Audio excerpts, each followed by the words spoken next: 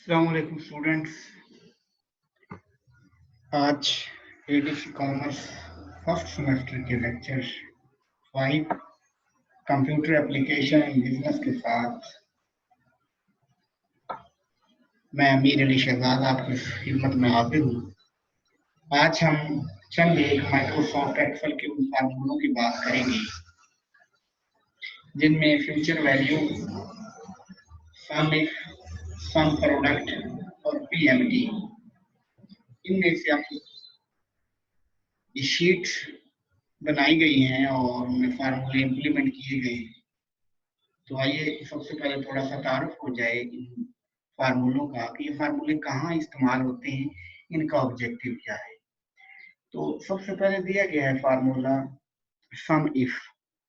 सम if जो है ये कंडीशनली किसी भी वैल्यूज को सम करने के लिए, उनको ऐड करने के लिए, टोटल वैल्यू फाइंड करने के लिए एक स्पेसिफिक क्राइटेरिया दे के हम इस फार्मूले का इस्तेमाल करते हैं। आप देख रहे हैं वर्कशीट के ऊपर employ name, product, price, quantity और अमाउंट लिखी हुई है और नीचे एम्प्लॉयज के नेम दिए गए हैं जिसमें हैदर है, अली है, जमाल, कमाल, फिर अली है, फिर कमाल है, फिर हैदर, फिर हैदर। इन्होंने कुछ प्रोडक्ट सेल की हैं।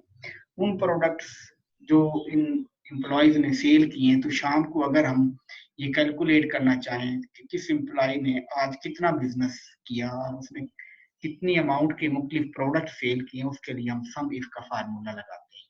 तो आप स्क्रीन पे जैसा कि देख रहे हैं, नीचे मैंने लिखा हुआ है एम्प्लॉय नेम, उसके आगे अली है। तो यहाँ पर हम एम्प्लॉय का नेम एंटर किया करेंगे और वो हमें प्रोवाइड करेगा कि इस शख्स ने आज क्या क्या और कितनी अमाउंट का टोटल इसने सेल की है। तो आइए फार्मूले की तरफ चलते हैं। हम फार्मूला लिखेंगे सम इफ में, जिनको कलरफुल किया गया है, हाईलाइट किया गया, उसके नीचे वाली लाइन पे फार्मूले लगे हुए हैं और उनका रिजल्ट शो हो रहा है। और स्क्रीन पे आप देख रहे हैं जहां वर्कशीट जो है वो खत्म हो रही है, उसके नीचे ये फार्मूले जो हैं लिखे हुए हैं, जैसे सम इफ और सम प्रोडक्ट। तो आगे उनके सामने फार्मूले को शो किया गया है। तो आप उधर से रिजल्ट और इधर से फार्मूला देखकर प्रैक्टिस कर सकते हैं। तो सम इफ का फार्मूला होगा is equal to sum if A48 to E55। ये हम दे रहे हैं जैसे हमारे पास जितने एम्प्लॉयज हैं उनकी जो हमने लिस्ट दी है उसमें A48 का मतलब है हैदर से लेकर, इस पूरी वर्कशीट को हम इस तरह से सेलेक्ट करेंगे, हैदर से लेकर, और जो अमाउंट है अमाउंट का लास्ट जो है वो ए, और उधर से अगर हम कॉलम देखें तो ई का 56 है। तो 56 में 400 तक ये जितनी शीट मैंने हाईलाइट की है, ये हम शीट का उससे पहले रेफरेंस देंगे। तो हमने लिखा इज इक्वल टू E48 से E55 तक, उसके बाद हमने कॉमा लगाया, फिर लिखा हुआ है B56। ये एम्प्लॉय का ये जो नेम मैंने लिखा है ना, एंटर एम्प्लॉय नेम, उसके आगे अली लिखा हुआ है, इस सेल का रेफरेंस जो है उसका नाम है B56। फिर हम ये लिखेंगे, ये क्या करेगा, इस पूरी शीट में से अली जहां जहां भी आया होगा उसे ट्रेस करेगा। और फिर हम क्या कह रहे हैं, नेक्स्ट है कॉमा लगा के E48 से E55। हमारे पास जो ई है उसमें अमाउंट लिखी हुई है, E48 में 100, फिर 15,000, 1600, 15।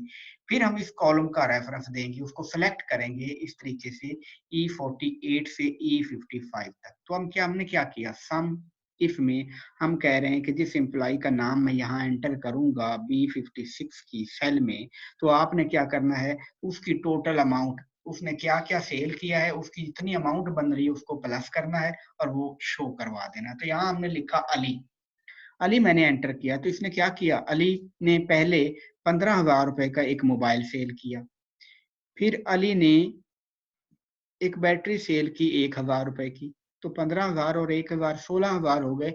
इसका टोटल बिजनेस हुआ 16,000 रुपए का। तो ये था हमारा सम इफ का फार्मूला। नेक्स्ट हमारे पास है सम प्रोडक्ट।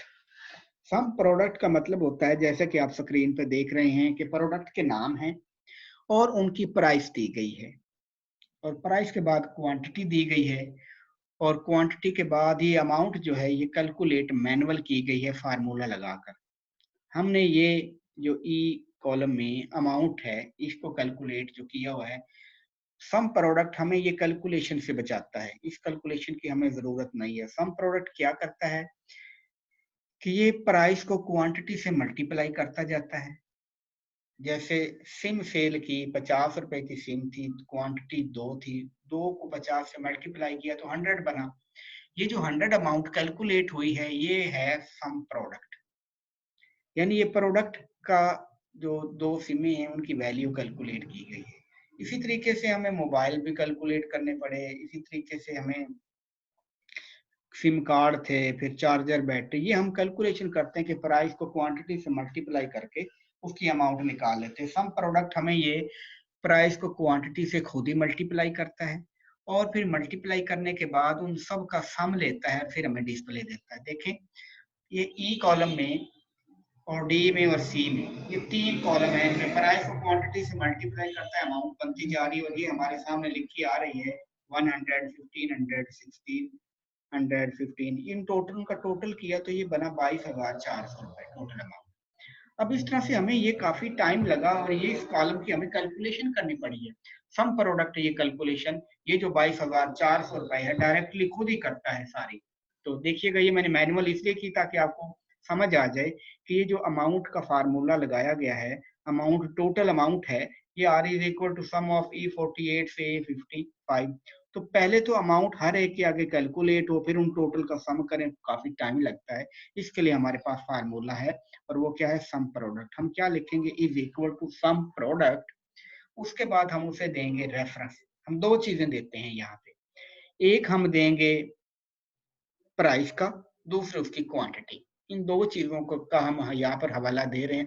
हम कह रहे हैं कि डी यानी क्वांटिटी 48 से 55 तक उसने क्या क्या चीजों की क्वांटिटी ली है, एक तो हमने ये दे दिया, फिर कॉमा लगाया, फिर हमने दिया उसको प्राइस C48 से C55 तक, यानी प्राइस और क्वांटिटी इन दोनों के जितने सेल थे उनका हमने यहाँ हवाला दे के ब्रैकेट बंद कर दी।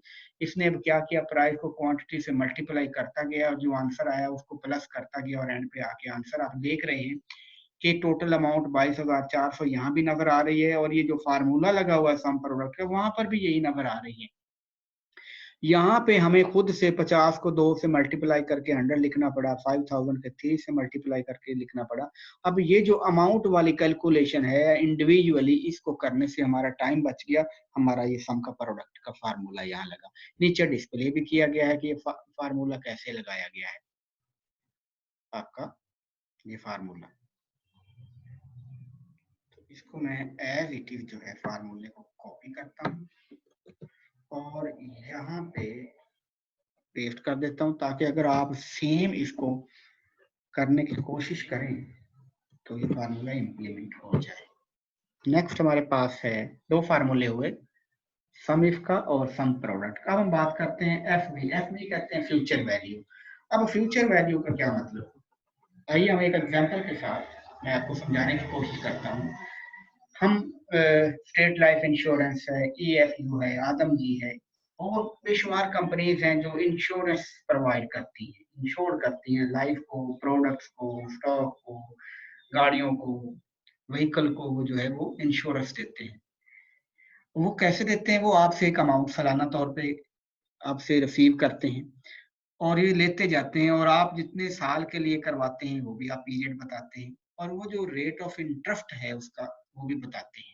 मिसाल के तौर पे मैं स्टेट लाइफ की बात करता हूँ, तो स्टेट लाइफ जो है वो आप इंश्योरेंस करती है, उसके अगेंस्ट वो हर साल एक अमाउंट आपसे रिसीव करती है। मसलन आप 10,000 पर ईयर प्रोवाइड करते हैं स्टेट लाइफ को और स्टेट लाइफ कहती है कि 12 साल तक हम आपको को इंश्योरेंस की पॉलिसी देंगे और जो हमारा रेट ऑफ इंटरेस्ट होगा वो 8% होगा, यानी 10 साल 12 साल तक आप 10,000 रुपये उनको पे करते रहेंगे और 12 साल के बाद 8% के हिसाब से क्यूमुलेटिव इंटरेस्ट कैलकुलेट हो के प्लस होता रहेगा उसके अंदर और एंड पे 12 साल के बाद आपको टोटल अमाउंट जो स्टेट लाइफ है वो कितनी मुहैया करेगी, क्या आपको पेमेंट करेगी। वो आप किसी को 10,000 रुपये सालाना देते हैं, 12 सालों तक ये पेमेंट करते रहते हैं और वो कहते हैं जी 8% मुनाफे के साथ में आपको 12 साल बाद कितनी अमाउंट दूंगा वो कहलाएगी फ्यूचर वैल्यू। तो हमारा फार्मूला होगा is equal to F V, उसके बाद ये लिखा हुआ B62 ये रेट होता है, उसके बाद कॉमा लगा के नंबर ऑफ ईयर जितने सालों के लिए पॉलिसी ले रहे हैं उसका हवाला दे देना है, फिर कॉमा लगा के जो प्रिंसिपल अमाउंट आप एनुअल इनिशियल अमाउंट आप पर ईयर उसे पे करते रहेंगे वो ये होगा।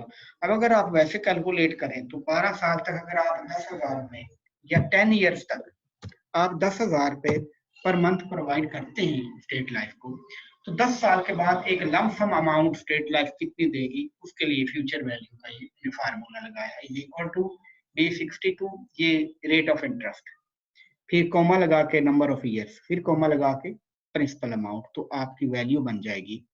अब देखिएगा थोड़ा सा ऊपर आइएगा जहां पर फ्यूचर वैल्यू का ये फार्मूला लगा हुआ है, तो मैंने क्लिक किया is equal to FV B61, B61 का मतलब रेट ऑफ इंटरेस्ट, फिर कॉमा लगाएं, फिर है B60 इसका मतलब नंबर ऑफ ईयर, फिर लिखा हुआ है B59 इसका मतलब है प्रिंसिपल अमाउंट। अब आप देख रहे हैं कि इसके साथ जो है वो पाउंड लगा हुआ है, पाउंड का सिंबल है, यानी पाउंड में की जो करेंसी है उसमें कर रहे हैं, तो आप इसे चेंज करना चाहें तो वो भी कर सकते हैं। यहाँ पर आप राइट क्लिक करेंगे, फॉर्मेट सेल पे जाएंगे और यहाँ करेंसी पे आके आप ये जहाँ सिंबल लिखा हुआ है वहां सिंबल की बजाय आप डॉलर कर दें, अगर आप डॉलर करेंगे तो डॉलर आ जाएगा। अगर आप किसी भी कंट्री की यहाँ पे जो है वो सिलेक्ट कर सकते हैं, PKR करना चाहते हैं तो P प्रेस करते रहें तो ये PKR आ जाएगा, तो आपकी अमाउंट पाकिस्तानी रुपीज में आ जाएगी। इस पे आपने क्लिक कर देना है तो PKR आ जाएगा, उसके बाद आपने ओके कर देना है।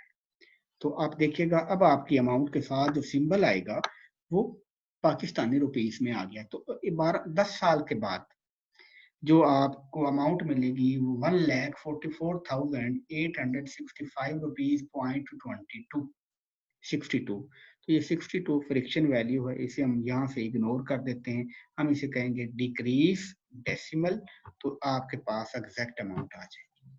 अब ये फार्मूला मैं नीचे कॉपी कर देता हूँ, यहाँ से कॉपी किया और यहाँ पे हमने पेस्ट कर देना इस फार्मूले को।